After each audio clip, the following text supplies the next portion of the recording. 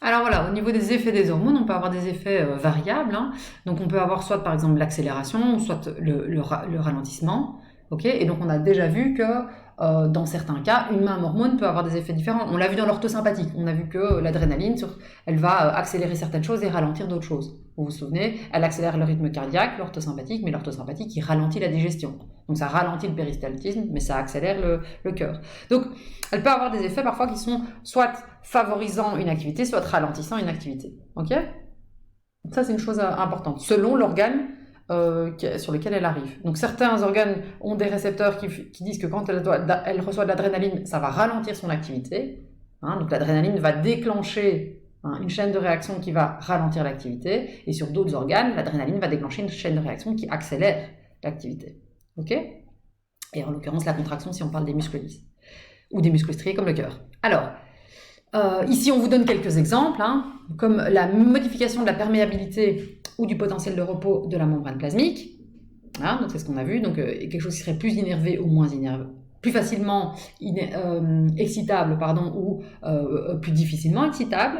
Okay, la synthèse de protéines ou de molécules régulatrices de la cellule. Donc ça veut dire qu'on va avoir une information soit qui est à l'extérieur, soit une information qui traverse la cellule et qui vient donner un ordre à la cellule, c'est-à-dire il faut synthétiser telle chose ou pas. Okay, et on verra que dans justement la chaîne de régulation, ici on ne le verra pas peut-être, mais dans la chaîne de régulation justement de la mélanine, et bien cette chaîne de régulation, elle est liée à d'abord un récepteur qui va être excité par un faisceau lumineux et qui va produire une molécule qui va induire une chaîne de réaction.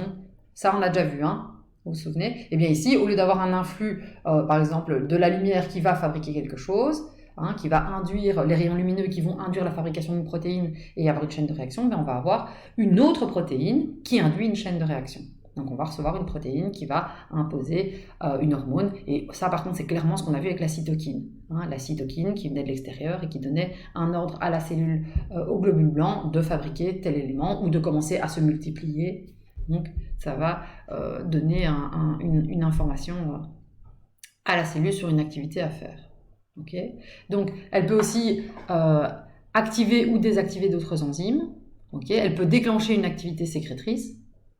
Ou elle peut stimuler la mitose, c'est ce que je viens d'expliquer, quand on dit, ben voilà, on va avoir une cytokine qui t'impose à multiplie-toi, et donc ça va induire une multiplication de la mitose. Ça va? Ensuite, donc au niveau de l'activation, comment est-ce que cette hormone va activer ces différents types de mécanismes, que ce soit de la mitose, de la sécrétion d'une substance ou que ce soit la synthèse d'une protéine? Eh bien, comment est-ce que l'hormone donne le message à la cellule en disant tu dois faire ça? Eh bien, deux possibilités. C'est ce que j'ai dit juste avant. Soit c'est une hormone stéroïdienne et donc qui va être liposoluble. Et elle va pouvoir traverser la membrane et donc c'est bien une activation directe. Elle entre dans la cellule et, par exemple, elle entre même dans le noyau et elle va induire la synthèse de cette protéine. Si c'est ça l'ordre qu'on doit lui donner, synthétise cette protéine. Ou bien il va y avoir une activation indirecte où là, la protéine, elle va se lier à un récepteur membranaire, ce récepteur membranaire qui est donc à l'extérieur, qui reçoit cette enzyme, et de l'autre côté, à l'intérieur de la membrane, si ça c'est la membrane plasmique par exemple, du côté interne, eh bien ça va déclencher l'AMP cyclique, qui est une molécule particulière qui va elle partir, et on l'a vu dans le système immunitaire, c'était aussi de l'AMP cyclique, qui va être un messager qui va induire, par exemple, rentrer dans le noyau et obliger à synthétiser ou déclencher, modifier une autre protéine qui va elle-même rentrer dans le noyau et déclencher la synthèse d'une certaine protéine par exemple. Commencer la transcription. Ok?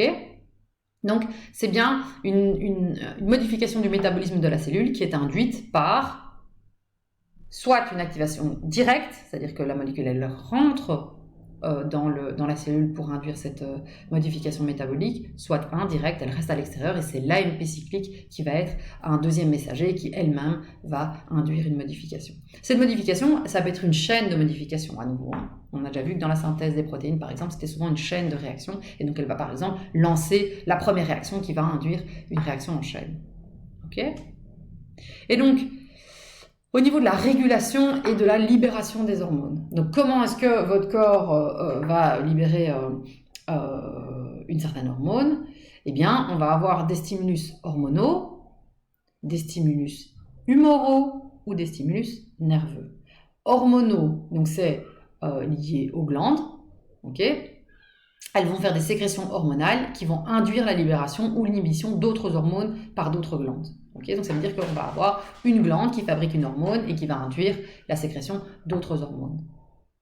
Vous vous souvenez, LH, FSH, et FSH, elle induisait la synthèse de testostérone. Et la testostérone, elle bloquait à nouveau le LH-FSH. Hein, vous vous souvenez?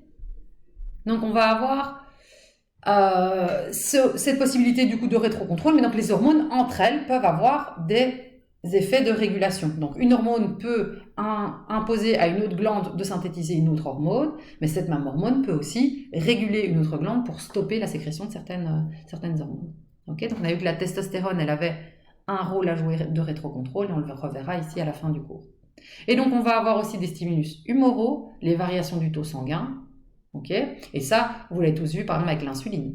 L'insuline, elle est sécrétée en plus grand nombre quand, par exemple, on va avoir beaucoup de sucre dans le sang qui doivent passer au niveau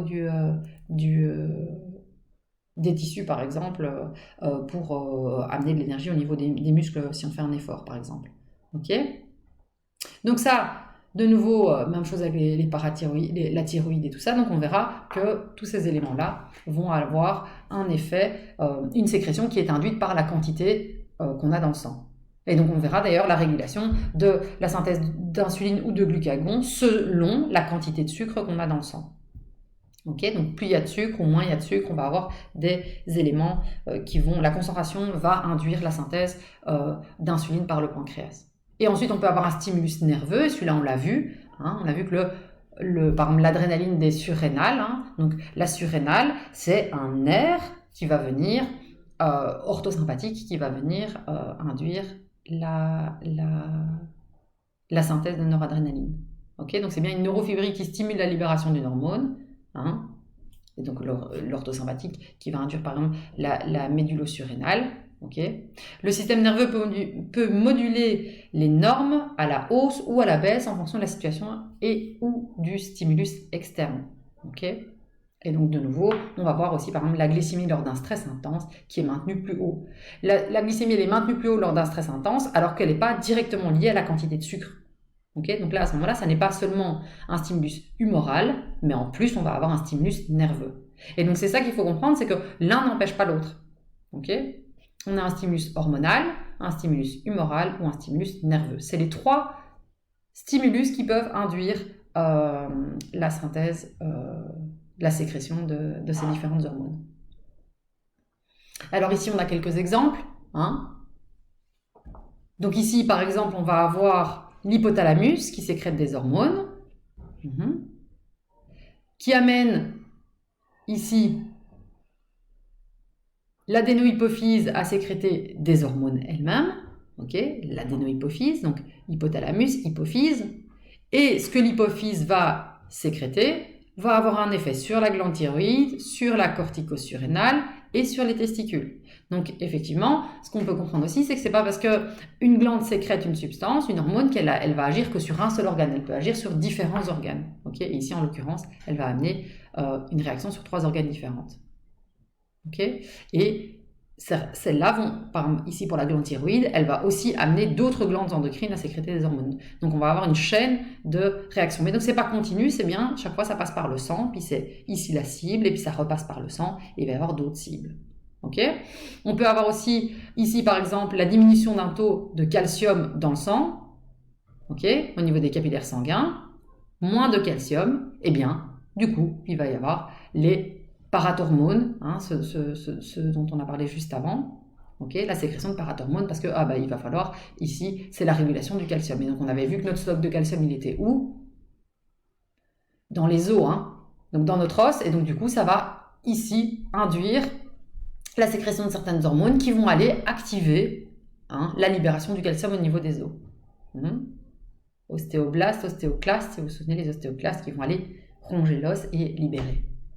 Alors, ici, par exemple, on va avoir une neurofibrie préganglionnaire du système nerveux central qui amène les cellules de la médullo-surrénale. Et donc ici, on va bien avoir directement un nerf qui va arriver jusqu'à de l'orthosympathique, qui va amener au niveau de la médullo-surrénale un influx nerveux qui va du coup lui faire sécréter de l'adrénaline. Ok, ça c'est ce qu'on a déjà vu. Donc ça c'est différentes possibilités. Donc soit ici on a d'autres hormones qui induisent la synthèse d'autres hormones. Ici, humoral, c'est bien la concentration sanguine qui va induire la sécrétion de la concentration sanguine de calcium qui va faire la sécrétion des parathormones par les glandes parotides. Ok, les parathyroïdes. Et donc ici, on va avoir le système nerveux, lui, directement. Et donc, on a un stimulus nerveux qui va induire la synthèse d'adrénaline. Donc ça, c'est les 3 stimulus différents. Alors ici, si on prend l'exemple des îlots de Langerhans du pancréas, okay, on va avoir des cellules alpha qui vont fabriquer du glucagon, qui est hyperglycémiant, et des cellules bêta qui vont fabriquer de l'insuline, qui est hypoglycémiant. Pourquoi? Parce que le glucagon, il est hyperglycémiant parce qu'il va décomposer le sucre qu'on a en réserve, par exemple, dans le foie, et le libérer dans le sang. Alors que l'insuline, elle est hypoglycémiante, on a trop de sucre dans le sang, et on les fait passer soit vers le foie pour être synthétisé en une chaîne de sucre, soit du glycogène, soit ça va aller dans nos muscles, parce que nos muscles ont des réserves qui s'amenuisent, par exemple, qui diminuent en termes de sucre, et on est en train de faire un effort, et donc du coup, ça passe du sang vers les muscles. Donc, hypoglycémiante, ça veut dire que ça diminue la quantité de sucre dans le sang. Hyperglycémiante, ça augmente la quantité de sucre dans le sang. Donc, le glucagon va trouver toutes les sources de sucre qu'on a, principalement d'abord dans le foie, et puis après ailleurs, mais donc, il va remettre du sucre dans le sang parce qu'on en a besoin, alors que l'insuline, elle va ramener le sucre du sang vers les organes qui en ont besoin. Et donc, ça diminue la quantité de sucre dans le sang. Okay. Et donc, selon que ce soit les cellules alpha ou les cellules bêta qui sont boostées, on va fabriquer plutôt du glucagon ou de l'insuline. Et ça, c'est principalement lié à la concentration dans le sang. Okay. On va avoir une concentration de sucre dans le sang, une glycémie élevée, okay. C'est ce qu'on a vu en tout début d'année, stimule l'action de l'insuline, ok. Et donc on va avoir fabrication d'insuline, ça va amener le sucre au niveau du sang et ça va essayer de diminuer, de retransformer le glycogène en glucose pour ça va amener le glucose en glycogène, donc pour faire des réserves au niveau du foie. Donc on fait des réserves au niveau du foie et on amène le sucre au niveau des cellules. Inversement, le glucagon, lui, il est toujours fabriqué par le pancréas. Mais dans ce cas-là, ça va être l'inverse. On va avoir ici, il va stimuler la libération du sucre, donc la dégradation du glycogène en glucose, pour augmenter la quantité de sucre dans le sang. Et donc, on aura plus de sucre. Ça, c'est quand ma glycémie est trop faible. Donc, c'est bien la quantité de sucre, la glycémie élevée ou faible, la quantité de sucre dans le sang, qui va induire la synthèse du glucagon ou de l'insuline par le pancréas. Okay, donc ça, c'est bien un stimulus humoral. Okay. C'est bien ce qui est dans le sang qui va induire la synthèse de l'un ou de l'autre. Ok? Et donc ici, vous avez les informations par rapport, et je vais bouger ça sinon on ne voit plus, à l'insuline, en disant, insuline et glucagon sont 2 antagonistes, évidemment, ils ont des rôles opposés. Alors le glucagon, il a pour but de cibler le foie. Il va faire la glycogénolyse, donc il transforme le glycogène en glucose, et il va faire de la néoglucogénèse, du glucose à partir de graisse. Okay, donc lui, il cherche toutes les sources pour fabriquer du sucre. Soit du glycogène, il va le dégrader pour faire du sucre et le mettre dans le sang. Soit il se dit, il y a plus rien dans le foie, on a vidé le foie. Ok, on va chercher dans les graisses. Okay, et donc il va transformer les triglycérides, donc les acides aminés, en sucre. L'effet, c'est que ça augmente le sucre dans le sang. Donc ça, c'est quand on est en carence de sucre, par exemple. L'insuline, les cibles, c'est plutôt le muscle et les cellules adipeuses et les leucocytes. Et donc, qu'est-ce qui va se passer? Là, elle veut faire sortir le sucre. Et donc, ici, le foie, c'est en tant qu'organe, pas en tant que synthétiseur. Donc ici, oubliez le foie. Donc, elle va inhiber l'action du glucagon, donc elle va stopper l'action du glucagon. Elle favorise le transport membranaire du glucose, donc le glucose passe du sang et il va se retrouver dans les tissus cibles. Synthèse du glycogène et des triglycérides, donc lui, c'est l'inverse, elle veut diminuer, donc elle va aller se dire, on a trop de sucre, on va le stocker sous forme de graisse. Ou bien, on va le stocker sous forme de glycogène au niveau du foie. Et ici, captage des acides aminés et synthèse de protéines. Et leur effet, c'est bien la diminution du sucre dans le sang et la glycémie.